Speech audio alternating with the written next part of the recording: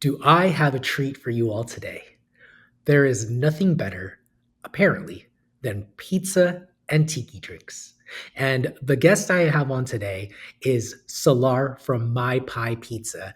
And as you're listening to this conversation, it's going to be hard for you not to fall in love with the demographic that this subculture, subgenre of tiki fans, it's going to be hard for you not to want to bring them in because they are loyal. And that's what you need in the business. You need your loyal people.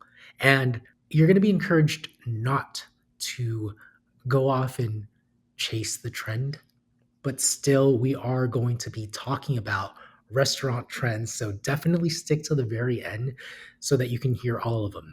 This is an amazing episode. So sit back, relax, and enjoy the show. And remember to always ask, what's good dough? We're going to start off hot because you said we're really busy right now and we don't need to do any extra marketing. We're holding off. Good flex. How does a pizzeria, in your opinion, get to that level? I think it's by setting yourself apart. We're like at MaiPai, we're a pretty unique pizzeria or restaurant. Like we're not like a pizzeria and like that we're like mostly a takeout spot. Primarily, we're a tiki bar. And Tiki Bar. Yeah, so it's like very immersive. The outside of our building is completely black. We've covered up the windows. There's barely a sign. We're not in a great neighborhood. I live there. I wanted to open something up that was like a 3-minute walk from my house and like do something where I live and like build something that'll like bring people there. And like people that are looking for our spot have a hard time finding it sometimes. But like as soon as you walk in, like it's like very immersive, like completely decorated. So like having it plain on the outside, it's to have that feeling of like that whoa feeling, like when you walk in and you're like, what did I like just discover? Yeah. And that's what I find, like a lot of people, they get that feeling of like, well, like I found something, and then like they want to share that with their friends. Like we get a lot of people that, you know, like make a point of telling us like, you know, like, oh, I'm bringing my friend for the first time, or like, you know, like I'm bringing my family, or like I had to show them this. So it's kind of, I like that. It makes sense because when I talk to friends and homies, like, what is the topic of conversation? Where did you eat that was really cool? Like, where do you recommend? Yeah, that's my entire life revolves around that. What do they say specifically? So they say cool vibe. They say what else? Just, you know, they feel like they've gone on vacation. They feel like it's like we have a good combination of everything: good food, good drinks, good service, good atmosphere. For a dine-in restaurant, you know, I think it's expensive for pizza, but it's not expensive for a dine-in meal. Like 2 people can get like a big sharing cocktail and like a small pizza that's good enough that'll fill 2 people for like $50 a person, or total? No, total. And yeah, I mean, I think like we've done like a good job of kind of like hitting all the points. How did you come to that conclusion that those were the points you had to hit? Eating a lot of places. You know, I've been in food for like 10 years now. So like I've picked up some things along the way. MaiPai was my first, is my first restaurant. Before this, I had a couple of takeout spots and I had a food truck. And I started doing pop-ups. So like, it's been very gradually working my way up to like, now we're like a full service dine-in restaurant. But also, you know, bringing in the right people to fill in all the gaps that I have. So like with this place, I didn't know anything about front of house. So I just made sure like, you know, like I had good people in the front to take care of all of that. And like I found like, you know, like with good people, like you just kind of share what's important to you and trust them to handle it. Would you recommend, if you had to do it all over, starting from small and gradually getting to the brick and mortar? I think in my situation, I would, because like before I worked in food, I worked in IT for 13 years and I never actually worked in a restaurant before. So I was coming with like zero knowledge. And like I've always been lucky enough to just work in places where, like when I had my food truck, I worked out of like a commissary kitchen where there was a mix of people that were really experienced, and then also like a lot of people that were just starting. Yeah. So like there was a lot of good energy of like people excited about it, but there's also lots of people that were there to like help you out and share knowledge. So like, you know, if you had questions for them, they'd answer them and they'd help you out. What were some of the downsides of going through those levels and not opening your brick and mortar right away? It's slower, but I mean, I think I like it that way because like I've never taken investors or had to, you know, I've gone into debt. Like I've taken out loans and I've maxed out credit cards to open places, but I've always been able to do things the way that I wanted to, and like didn't have to compromise on things. You know, I think once you're working with someone else's money, there's a priority of like making sure that they're taken care of. And I mean, that's just the way it is. So, you know, I think there's things if like you wanted to make a choice that might be better for like, say like the people that you're working with, as opposed to just making the maximum amount of money, it can be harder to make those choices. Interesting. Because for me, you know, getting to max out my credit cards, going into a lot of debt kind of scares me. Oh yeah, and it's terrifying. But working with an investor, I think the upside to that is sometimes they're not silent partners. Sometimes that's the downside, and you can look to them for where your deficiencies are in the business. Oh, for sure. Yeah, for sure. How do you feel about that? Yeah, I think with the right person, I think it would work. It's just I've never had to do it, and I haven't come across that person, so I just haven't crossed that bridge yet. Yeah, but I'm not like completely closed off to it. Okay, so you'd consider. Yeah, tight. But yeah, no, I feel you on the terrifying part. MaiPai, we opened January of 2020. And we were the entire concept is built around being dine-in. We had zero plans to do delivery, and we had like in my business plan it was like 5% takeout max. So yeah, the first weekend of lockdown we just decided we do delivery now, and you know, like whoever was working front of house that had cars said they would drive. And we figured out real quick that it's not that simple. It's like very hard to sort out the logistics of delivery. And yeah, I had like a bit of a breakdown that first weekend. And then we like closed the next weekend, just rearrange the entire dining room to like be like, okay, this is gonna be a while. So we need to like set up a proper takeout system. We were working with someone who helped switch out our tech for takeout and streamline it, and yeah, went from there. Is takeout still a big part of your business today? It is, yeah. So we're probably about a quarter to a third of food sales are takeout still. Interesting. Yeah, because I imagine with what you're optimizing for, the vibe and everything, you'd want people to come in and enjoy the meal and the ambiance and all that stuff. Yeah, for sure. And I think the pizza is better like when you get it right out of the oven, and like the whole thing is about, yeah, like coming in and getting the full experience. So very much like we set up our takeout to be based around the number of reservations we have. So like we look at how many people are coming in at each time, and then we kind of go from there and say like, okay, we can do this many takeout spots like per half-hour slot. Oh, so you're prioritizing the people who are in-house. Yeah. And not in that like, you know, like you'll get your pizza and like takeout people will have to wait. We just put a limit on takeout. Got it. Just based on what we'll be able to handle in the kitchen without, and also like, I really don't want to just kind of keep throwing things at kitchen and like get people burnt out, and just trying to be like conscious of what like a proper workload is.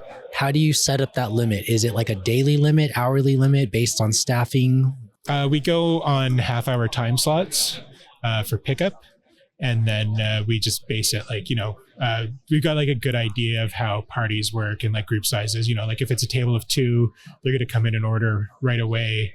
If it's a table of 10, they usually take half an hour. So like we kind of look at how it's going to lay on the schedule for the day and just pick it up from there.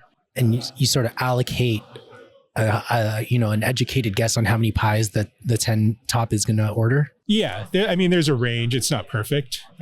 Sometimes you get a table of 10 that orders 4 larges to share, and sometimes they order 12 smalls. So no matter what, like it can still get crazy, but that's part of the reason, like, we're trying not to like overwhelm the kitchen, and then, like, we want to make sure like pizzas come out in a good amount of time and not rushing anything. Why focus on not overwhelming the kitchen when you could focus on maximizing profits? What about you makes that your priority? It's important to me because I've seen too many people that work in kitchens where they just get everything thrown at them, and burnout is a big thing. And I have good people in my kitchen, and they keep the place going, and I want to keep them. Why did you leave IT? Before I went into IT, I was either going to cook or I was going to go into IT. And one of my cousins, he's a chef now. He's been a chef all his life, but he started working the year before I had to choose. And he was a dishwasher somewhere, and I was talking to him, and he was just telling me how terrible it is. Which, like if you work in restaurants, got to start somewhere. From my understanding, is like you start at the bottom and like you work your way up, and you get used to like working weekends and holidays and everything. And like I was in high school then, so like that sounded awful to me. So I went into IT, and then I'd always been cooking, and I started doing. We moved to the city we live in now, and I had a big backyard and a workshop. So I had space to build a smoker, and I started playing around a lot with that and doing barbecue competitions. And then I started an Instagram for that, and people just started asking like where they can buy what I'm making, and it kind of spun out of control from there. Is that barbecue Instagram still around? It is. It's not active, but it's Meat Ventures. That was my food truck as well. Mm-hmm.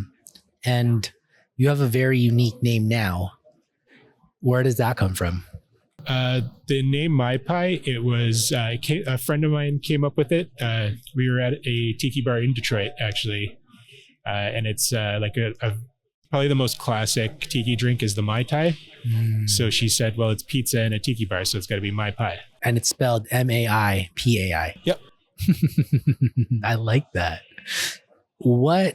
Aside from just that experience of like, oh, we're in a tiki bar, it's in Detroit, like, why did you decide to carry over that theme to your restaurant? Or did you? Well, I had a couple of takeout places, and I was looking to do something else. And 2 of the ideas I had in my head were either do a tiki bar or Detroit style pizza place. And this space that we're in came up, and it was 3 minutes away from where I live. It was a big space, had a kitchen there already. It had a full line, walk-in fridge. Like, it needed a lot of work cosmetically, but like everything that you needed in a kitchen was there, and the rent was cheap. So I said, you know what, we'll just do both. We'll try it. Yeah. Try it and see what happens. And it worked. Yeah. What was the hardest thing about building up a space that's so big? It's a lot of work. I mean, our space it's a very immersive experience because I built so much in it. It's like completely unrecognizable from what it was before. And there's layers and layers of building, and it's building like stuff, like you can't really. Like what? Like what specifically? So like our booths are all, they're like bamboo huts with thatching, like thatched roofs, lots of lights. Like lighting is very important. It's very dark. It's like a lot of colored lighting. Yeah. A lot of the decorations are vintage, or they're like handcrafted. There's stuff in there that like I've carved personally, and stuff, we have stuff in there from over 100 different artists. So there's a lot to look at. There's lots of little details.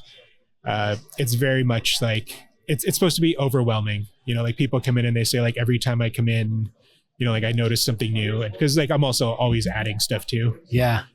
So there's lots of lighting, lots of stuff to look at, and it's just it's fun. And then it's a big space. So when I first opened, I only opened half of it. So like the bar side is 30 seats, and we open with that. And then over like COVID lockdowns, I slowly built the restaurant side, and that was another 46 seats. You build it yourself? Yeah. For the most part? Yeah. Damn. Just, it kept me sane. It gave me something to do. Kept your expenses down. Over lockdown. Yeah. We were going to try to like really fast forward it, and we had contractors lined up to do some parts of it. But like as soon as lockdown started, it's like, I can't spend. Yeah. Like I don't know what's going to happen. Everything was like very uncertain. Sheesh. And it ended up being fine. Like people were very supportive. We were open for 2.5 months. So we did have like we got word out that we were open, and, we were fortunate that like you didn't have to convince people to get pizza for takeout. Yeah. So if anything, like we streamlined our menu a bit so that, we'd have less people in the kitchen, and also just like get orders out quick. And yeah. What are those things that you did to streamline it? At first we completely cut our fryer station. So like our menu was like just pizza and dips. And then we slowly started to like add stuff back as we figured out our takeout system and how to get everything working. Was it hard to let go of what I imagine French fries and chicken wings?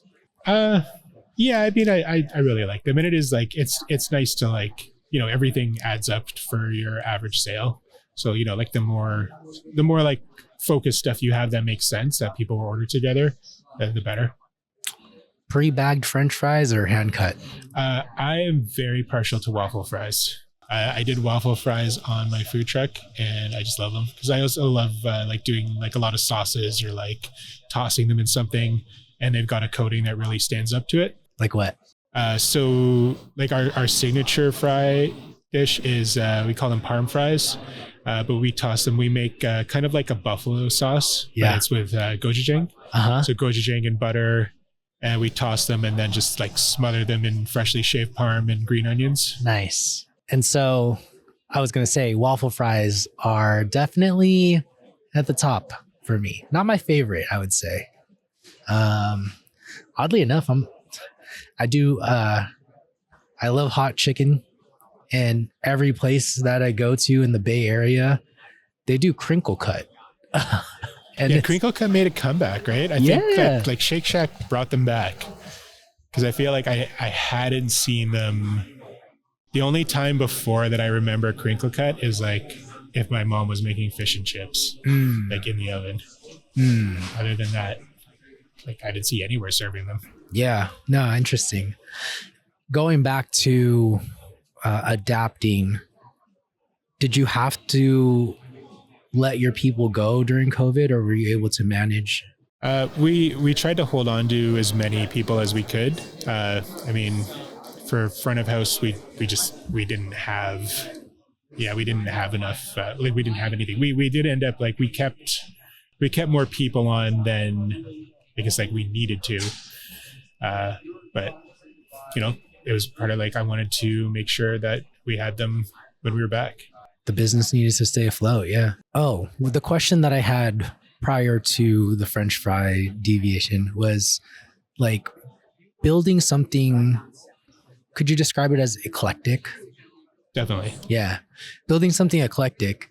Is this to you like a long-term hold? Like I'm never going to sell? Or are you sort of embracing the fact that like, if I do have to sell, I might take a big L on it because it's not for anyone else's taste but mine? I mean, I've never really built any of my businesses like with the thought of selling them. Interesting. This one, I mean, I think I might eventually. I'm not really like thinking about it yet, but I think there's like a way where I could kind of spin it where, like right now we're open 4 nights a week and just for dinner. So you could say like, look, like this is, like we're busy 4 nights. There's potential, like you want to open more nights, you want to open days. Like it's there for you to work with. So there's like potential for you to add on to it. But you can see like right now it's making money as is.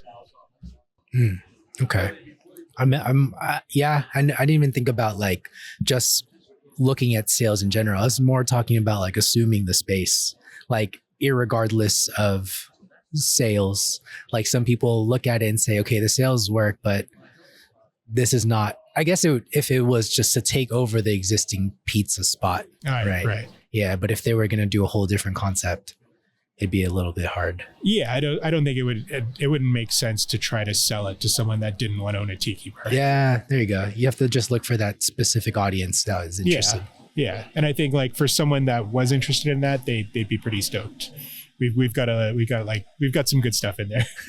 Who is that demographic and what is up with the fascination? Because it's around. There's even one in Vegas. Yeah. Oh, there's a few here now. Yeah. So like, is it like Star Wars, but just smaller?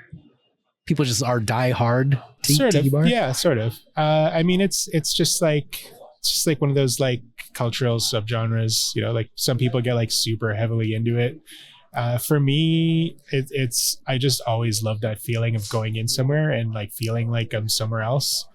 And like I love that, like you'll never go in a tiki bar with TV. There's usually no windows or they're covered up. Yeah. It's like you just go Same in and you're Vegas. like, this is like you're here now. There's one really, I think the oldest one in Vegas is Frankie's Tiki Room. That's a good one.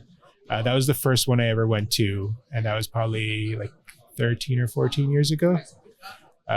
What feeling did you get from going to that? Because it wasn't just Frankie's. You went to one in Detroit, and so you kept it going. But like, what kept you going? I just love that feeling of like, oh, like I'm like it's just like a total mind shift. Like it's just a shift in perspective. Like you walk in and you're like, cool, like I'm somewhere else. Like it's I think it's helpful for people like to kind of like, I'm going to forget about like all the shit I'm worried about and just relax, have a good time with my friends. It's easier to like not pay attention to your phone because, like you feel like you've left that behind. And I think, especially like people need that more than ever. Yeah, I think back to, I can't remember the name. Do you know the name of the place here that does pizza and tiki? Red Dwarf. Red Dwarf Inn. Yeah. I went there with Arthur Bovino, Michael Fox, and Pepe, I don't know, something with a G, from Italy. It was just like a moment in time. It was in a questionable neighborhood. We didn't know if my rental car was going to get broken into. We couldn't find the place. Yep. It didn't look like it was open. We walk in through this strange door that looked like I don't know, might not come out if you go in. Yeah. But when you're in there, you meet just like wonderful people. Everyone's happy. And it did like provide this space where we were just fully present with one another. I remember the conversations. I remember like opening up and venting to them and just getting feedback and like talking and having smiles and fun. It was really cool. Cool. Yeah. Do you see that same kind of thing happening in your place? Oh, for sure. Yeah, we get a lot of celebrations. So we get a lot of people coming in for birthdays and anniversaries. People coming in on dates. We've got like one area that's kind of like our like little private area, and it's more a lounge. It's like almost completely closed in, and it's like completely surrounded with plants. And it's more like instead of a dining table, we have like a big coffee table and lower seats all around. So like people just kind of come in and chill and have drinks and have pizza. That sounds dope. I think like part of the thing, most tiki bars, a lot of them don't do food, or they do food that's kind of like, like it's like pseudo Polynesian, like appetizer menu. Sure. And like there's really like not much focus on the food. Right. There's some exceptions, but for the most part, it's just kind of like it's the drinks. Almost filler. Yeah. Oh, got it. So yeah, I think like having it having good food and good drinks and a good atmosphere, you're just giving people more reasons to come in. Let's talk about pan pizzas for a quick second. What are you using to press out your dough? I found out that whatever fat you use greatly affects the flavor of your pizza. And that is why the only brand I trust with my pizza is Cordo olive oil. Taste is everything, and other brands and other fats pale in comparison. Do you want to taste the difference? Go to cordo-olive.com using the link in the show notes. You can purchase a bottle there, or if you're an operator, you can get a free tasting. Just message me and I'll connect you with them. I'll leave my contact in the show notes. Thank you, Cordo Olive Oil, for sponsoring the podcast. One of the things pizza makers spend the most money on is cheese. Every time I have a catering event, cheese is my biggest ingredient cost. But what if I told you there's a cheese company out there that lets you earn cash back for every pound of cheese purchased? I'm talking about Baccio Cheese. And their Gold Club Rewards members receive their rewards card every month that can be used wherever Visa is accepted. So the more cheese you buy, the more you can earn. Literally, you get paid to use Baccio Cheese. Now that is cool. Learn more at Baccio Cheese using the link in the show notes. What makes a tiki bar not work? Because like, if there's a cult following, if it's a great place, you know, it could be something that someone listening to is interested in building. What mistakes should they avoid if they want to venture into that route? To be honest, I think if you're looking at opening a tiki bar and you don't understand it well enough to answer that for yourself, then you're probably doing it for the wrong reasons. Like you're doing it because you think like, oh, like, look what's like, you know, this looks cool, or like, look what's, you know, I see these places opening and like maybe like they're trendy or something. And you just, you know, like you would know like what makes sense and like what people would like, not even what people like. I think more important, like you have to like do it, like you have to do what you like. Are Tiki Bars making a comeback like crinkle fries are? Do you see it trendy at all? I imagine you're more tapped in. I see a few more. I don't know that it's like, I wouldn't say it's like huge, but there's definitely like some new ones opening. Because the demographic of people who own those Tiki Bars would skew older, right? No? I don't know. I think it's a pretty big range now. Is it? Yeah. Interesting. Okay. With it being a bar, you're open for dinner. Yep. Would you ever consider, or have you considered doing like a lunch takeout, DoorDash, something like that? I haven't yet. Right now, like with our dough process and like our panning and proofing process, like we open for dinner at 4:30 and we start that process at 7:30 in the morning.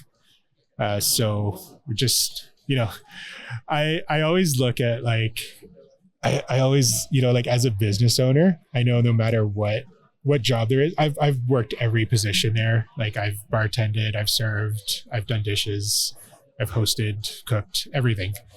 So I know like if there's a shift that exists, I'm going to do it at some point. And I always feel like if I don't want to do it, I shouldn't expect someone else to do it. And I think that includes getting up at like 2 a.m. to start panning dough so that we can be ready for lunch. Dude, I worked with Al the Pizza Buddha, and he was like, yeah, come with me to Acre Pizza. You can see the production. I'm like, cool. What time is that? And they're like, oh, they start at 2. And I was like, no, thank you. Yeah, which I mean, it's fine. Like I got nothing against that. Like I just don't want to do it. Yeah. The same thing, like, you know, we're a bar, but we don't run bar hours. Like we're usually closed by midnight on Friday and Saturday. Because I don't want to be open. I don't want to be up till 3 a.m. Yeah. And like I also like I don't want to deal with, I guess, like a bar crowd. I like it's, you know, it's more chill. Like people come in for dinner, they have a couple of drinks maybe, and that's it. It seems like you really love this, and you love the energy. You love being so close to your house. You love the food that you make, the people that you attract. And I'm curious, is there a world where you step away and let your team do their thing outside of Expo? You know what I mean? And maybe even long term to go do other things or whatever. I'm definitely thinking about it, and like I have been stepping away for longer and longer periods of time.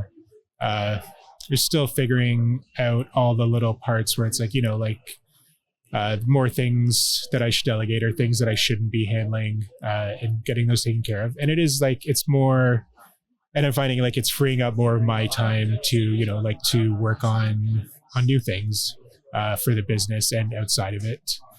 And like you need that, like they say, like you need to not be working in your business to have time to work on your business. And that's definitely true. Like if you're constantly on the line, there is just no time or no energy. You don't have energy or mental space to step back and like actually look and see like, okay, like how are we actually performing?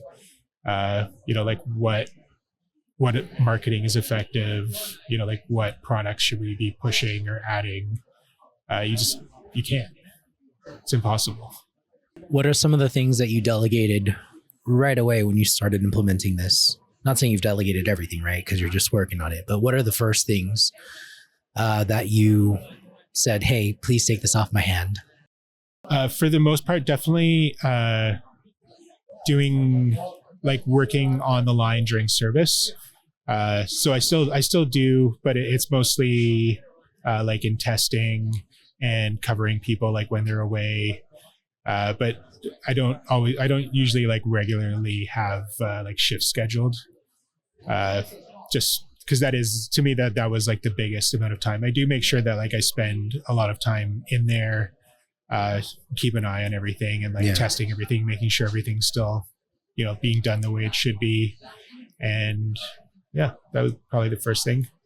You made sure you were properly staffed so that they can run without you, is essentially. Has that helped your business? Like, have you done it long enough to where you can say, oh, this was a great move? Because I imagine initially when you're saying I'm going to staff up and I'm not going to rely on my labor, then it sort of cuts into profits, no? Yeah, it does. But like it frees up time where, like now we've had time to work on, we're working on a new cocktail menu. We're working on expanding our food menu a little bit. And like looking at where it makes sense to like really dial it in and say like, like this is not going to overwhelm any one station in the kitchen. And it's going to make sense like in, like, will this make sense to order with like what the rest of the menu looks like? Interesting. And is it going to like cannibalize sales from something else, or is it just going to be like a pure add-on? What do you mean by cannibalize sales?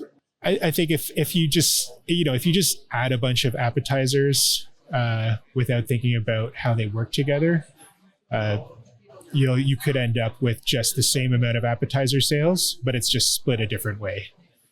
Because they're, like you're adding things that are too similar to each other. So they're going to be ordered like one or the other rather than it being like a complement where it's like, oh, like let's get this and that.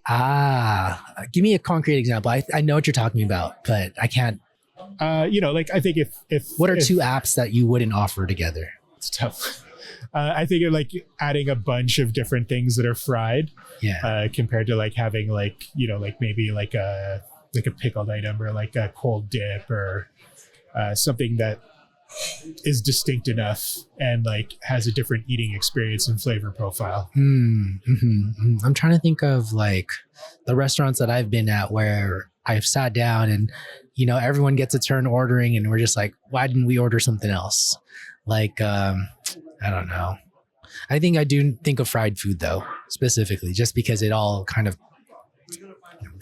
you get the taste of fryer and it's like, you're okay. That's interesting. Yeah. And then, like now that we've had more time, or now that I've had more time, we've added a lot more merch. So that's becoming a bigger part of our sales mix. We just got a custom glass made. We're working on like getting our first custom tiki mug made.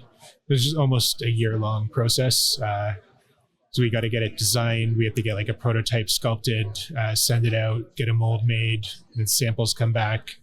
And then we have to order, I think it's like 500 or 1,000 at a time.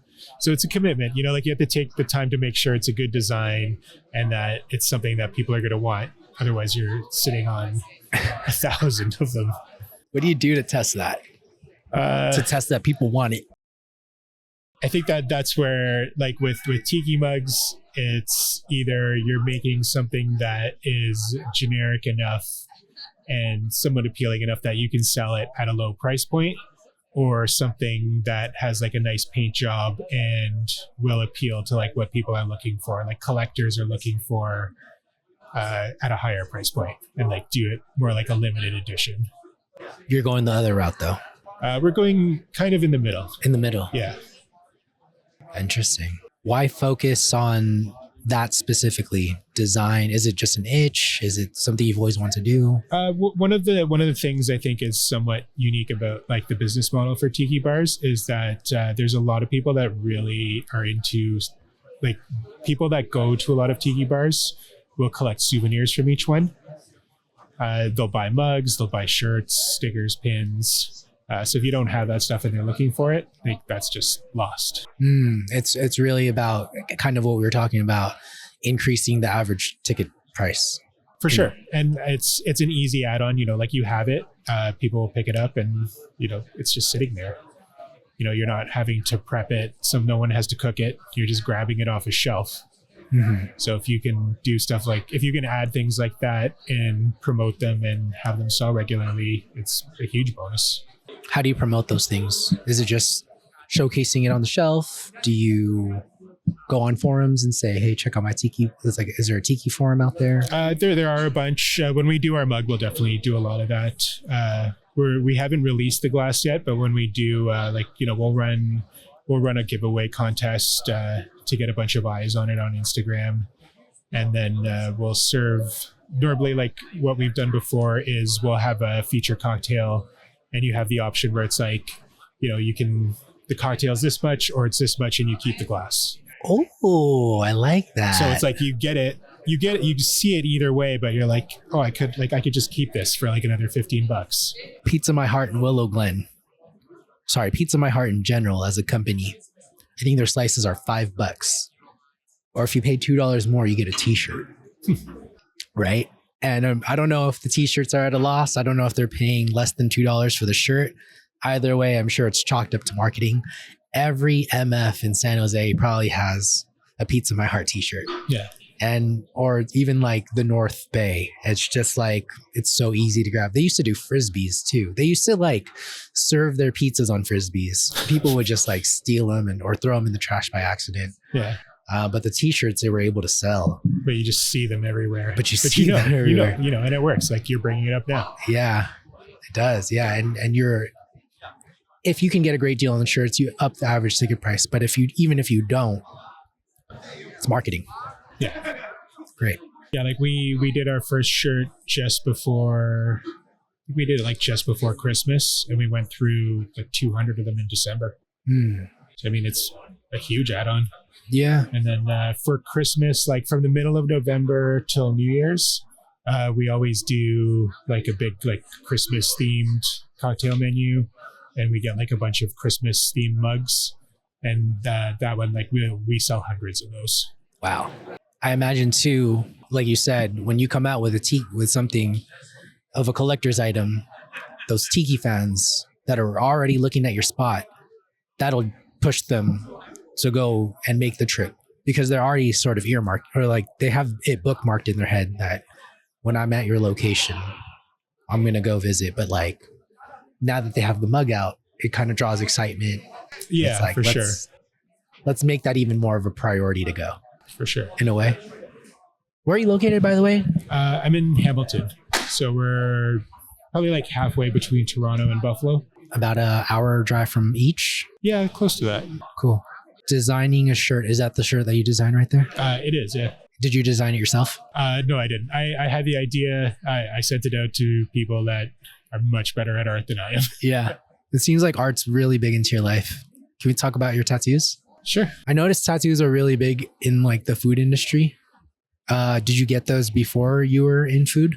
I had a bunch. I just kept adding on, but like I have some for like each of my food businesses.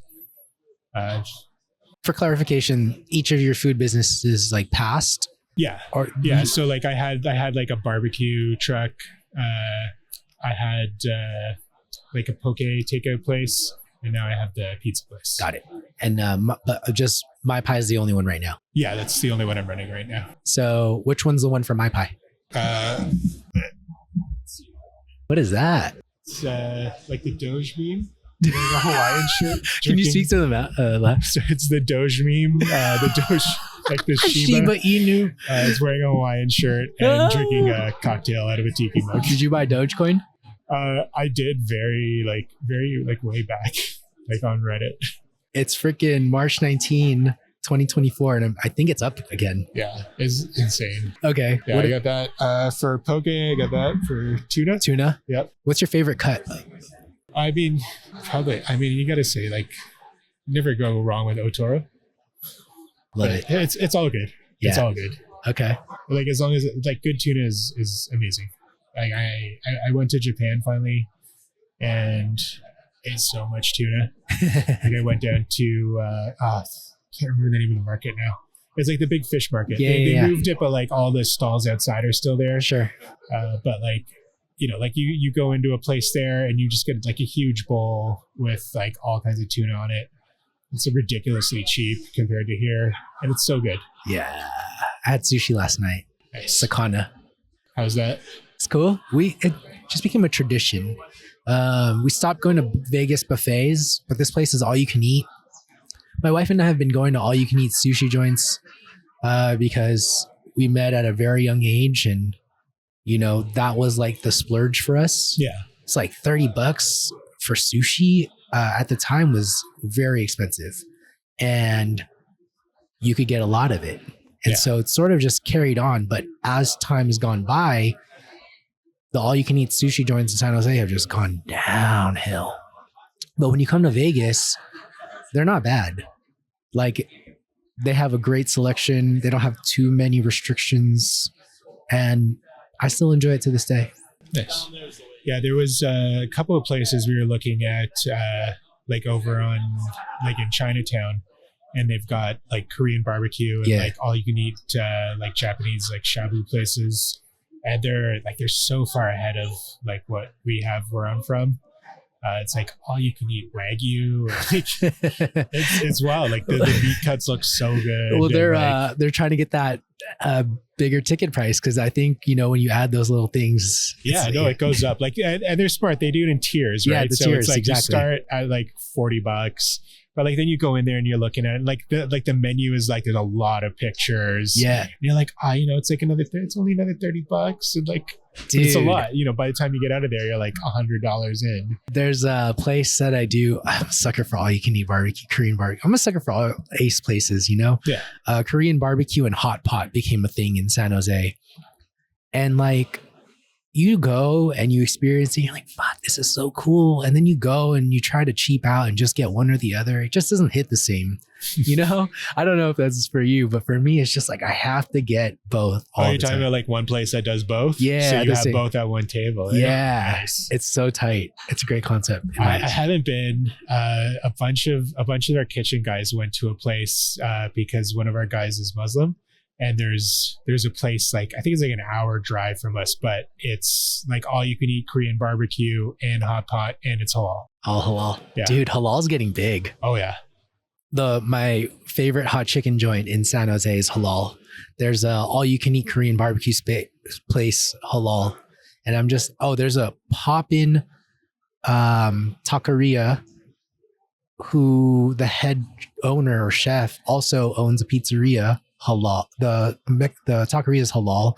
I don't know if they're going to make the pizzeria halal, but that's a trend. Yeah, Let's explore like that. the part of Canada where I'm in, like the GTA area, is very diverse. So like there's a lot of places. That's cool. It's definitely growing. When it comes to tiki drinks, I have this like preconceived notion that they're all sweet. Mm-hmm. Are they? No. They're like there's a weird history with them. Like when Tiki Bars first opened, a lot of the recipes were like, they were secrets. and like a couple of like the more popular bars. It's interesting. It was actually the bartenders who made all the drinks. They're all Filipino, and it was like secret. Like they all worked in like the back, and like they would just put the drink out through like a little window, and a lot of them didn't even know what the recipes were. Interesting. Everything was labeled like, like this is mix 1, mix 2, mix 3. And then only one person would know what went into those. So like they'd be putting them together, but very few people knew the actual recipes. And for a period of time, they were lost. So like the names of the drinks carried on. You see it a lot, like when you go into, when you go to like, there were a lot of Chinese restaurants that ended up looking like tiki bars. And when you go to a Chinese restaurant and you get the placemat and it's got all the cocktails on it, 99% of the time when you get a tiki drink from there, it's like, it's just made up. Like it's got the name, but like they're just making up some random drink. It's nothing like what the original recipe was. The thing like with tiki cocktails, they're actually very complex cocktails, like a lot of different like spices, a lot of different juices, and like with us, like we do fresh juice every day. We make all our syrups in-house, like so we're like doing syrup infusions. We tend to go like a step up in the quality of rum that we use for our cocktails. So, like if you get the most basic stuff, it's just kind of, it's not terrible, but like, you taste it, you taste a better rum in the drink. It makes a better cocktail. So like we are trying to make more quality cocktails. Is there a pairing menu, or is it like, do you recommend certain drinks with certain pizzas? We haven't got to that yet, but that is one of the things that we want to do with the new menu, with the changes to the menu. Give me a quick, rough idea of a pairing for tiki and pizza. That's a tough. We haven't even we haven't even started the work for that. Yeah. Okay. Well, generally speaking, what would work with pizza? Is it a sweeter drink, a bitter drink, in your opinion? Like, what do you personally like when you're consuming both of your products? I think with Detroit style pizza, I think any drink that's cold and bright will really help like cut through the richness of it. And it's also kind of like a lot of how we try to balance out the flavors on some of our pizzas is like have something in there that's acidic, because like it's a lot of cheese, it's a big crust, and it can be heavy flavors. So it can go a little one note if you're not trying to balance it out with acid. Is there a mocktail culture where you're at, or in tiki bars in general? I don't know in general, but I think I would say in general, like non-alcoholic and low alcohol cocktails are definitely on the upswing. Hell yeah. I'd say it's more of a culture shift too. Yeah. In that it's not weird now. No. It's not weird to like have someone ask for a non-alcoholic beer. I think it's not weird like in friend groups. Yeah. Like I think people know to like not, like if you're in a group of people and you order like a non-alcoholic beer, no one's gonna call you out on shit. it. Yeah, my family still does. But I think that's changing. I'm like, 2 there's years. definitely like that was like. Yeah, it's changing. Yeah. They give me less shit, but it's been 2 years since I stopped drinking. Nice. I actually stopped drinking after Expo 2022 when I found out my wife was pregnant. Wow. Yeah. And so it's been great. It's been a fun journey because mocktails are actually pretty good. Yeah. Like they can come up with some crazy creations. They're complex. They just don't have the alcohol. Yeah. I think it's just now like people are taking it more seriously. It's not like something that's thrown together at the last minute. Sure. Like as like, oh yeah, great. Like let's make this guy a non-alcoholic cocktail. It's like people are making them, putting them on their menu and just caring about them. Yeah. So like we've got, I think 4 on our menu right now. Nice. And like they're good. They're good drinks. Good. I encourage everyone listening to make a freaking mocktail because we're talking about it now. I think it's here to stay. Yeah, for sure. We do that, and like we do. I think we have a non-alcoholic canned cocktail, and then we do like a non-alcoholic mojito. Use zero proof or something. Sometimes we use a substitute. Sometimes we just go straight like juices and syrups. Nice. Just depends on what makes sense. I think sometimes you want to have that. You still want to have that kind of like bite feeling from alcohol, or like. I'm not a big fan of all of the substitutes yet. They're definitely gotten better, but I think the ones that are supposed to be gin are the ones that are like the furthest along. Yeah, because I have that I think one. it's the easiest to replicate that like herbaceous flavor than it is to like, get that kind of like spicy bite that like you might get like out of a rum, or like that kind of like spicy after bite. There's some we've tried and it's like, why would we even use this? Like it tastes like, it's like a $40 bottle that tastes like a little like vaguely flavored sugar water. My first bottle of wine was ass. I like almost spit it out. But this, thank you to my sister-in-law who was just so thoughtful and was like, this is a gift for you because you're not drinking. I'm like, thank you. And I was like, this is disgusting. But the zero proof gin that I came up on, really good. And it just brought me back talking about gin. My first time ever trying gin, I took a shot of it. And I didn't know you were really supposed to do that. Yeah. I almost spit that out. Yeah, gin is I feel like everyone has that like high school alcohol that like you got really drunk on and you're like never again. Yeah. Yeah, gin is that for me. It's like I've just never given it a second chance. I've never come back to it. Real quick, I want to know, why did you switch barbecue, poke, pizza? So barbecue, I had the food truck. Food trucks where I am really don't do much in the winter. Yeah, so I needed something to do in the winter. So I started the poke place. We ended up being the first poke place in Canada. I had no idea. And I had no idea if it would work, if people would like it. No one had heard of it really. So there was like a lot of, like we would just call it, we were saying it's like sushi in a bowl, or like a sushi salad. And that was like, that worked to get people's attention. And it really took off. And then pizza, I wasn't really like looking to switch. Like I had the takeout places and they just didn't survive COVID. One of them was in a location where 90% of our customers worked in offices. And was that the poke place? Yeah. Like our main location was like in like kind of in the middle of like a block of offices, and you're like selling a salad, lunch crowd. Yeah. We were only open. We were open like 11 to 6. So like we were 2/3 of our business was lunch, and we'd get like a huge line for lunch, and then we get like people kind of trickling in the rest of the day. But like those offices they're gone, like they're closed. The people that are back, like I still talk to my customers. The people that are back like 1 to 2 days a week. So like it's rough. Yeah, the market that we were in is, it was just kind of gutted for traffic. And then it just came to a point where like I had the other location running, and it just came to a point where I had to kind of like it was a choice between working every second of the day to keep both places going, or just kind of focusing on MaiPai.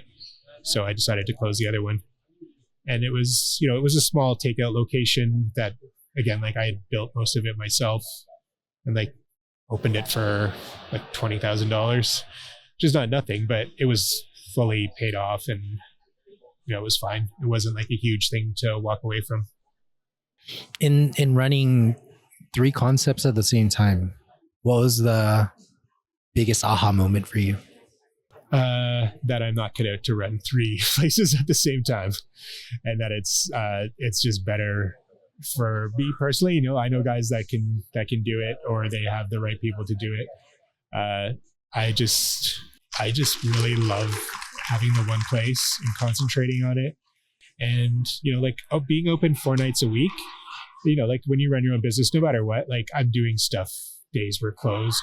But I always have at least one day a week where I don't think about work. What do you do? Lately, I finally like got back into snowboarding. I stopped snowboarding when I started my food business because I had no money, and then I had no time, and then I gained a lot of weight. And I finally got most of that off, so I've been going out again. That reading, relaxing. Good for you. Doing all non-work things. Amazing. Final question for you. There's no right or wrong answer. You could take this however way you want. What's good, Doe? Being here. I love coming here. This is the 3rd time I've come out here. It's always cool meeting new people, like, getting different perspectives on what we're doing and getting ideas and just hanging out, seeing, just, it's just like there's an energy of like being with so many people that are like in the same place as you and like excited to like be excited about what they're doing. I think if you weren't excited about what you're doing, you would come here. You'd just sit at home and be not excited about your life. But yeah, it's fun. The competition, I love, like seeing people that I talk to online and chatting with them and just hanging out. Thank you, brother. Appreciate you being here. Yeah, man. Thanks for having me. Well, there you have it. My conversation with Salar of MaiPai. Salar, MaiPai, my guy. Thank you so much for being on the show. I genuinely love seeing another Filipino brother killing it. Now I'm just saying, honestly, you have a great story. You have a great work ethic. And I am jealous that you are so handy, that you are so artistic and creative. And I really want to go check out your spot one day, maybe on my next trip to the Niagara Falls. Thank you so much for being on the show. To you, the listener, if you loved what you heard, and I'm sure you did, reach out to Salar. Instagram is going to be in the show notes. Do it. Let him know what's good, Doe. I appreciate you for listening. I love you. Please share the episode and leave a rating if you haven't done so already, especially if you enjoyed this show. Till next time. Peace. Do you want a chance to win a $250 Uni gift card? Well, this is how you do it. Within the next 3 months, if you purchase something from uni.com using my affiliate link, send me your receipt. Each receipt that you send me, whether it's yours or a friend's or a neighbor's, will give you 1 entry into a raffle that will be giving away a $250 Uni gift card. That's all you have to do. All right. Happy buying and best of luck. And thank you for supporting me and my show sponsors.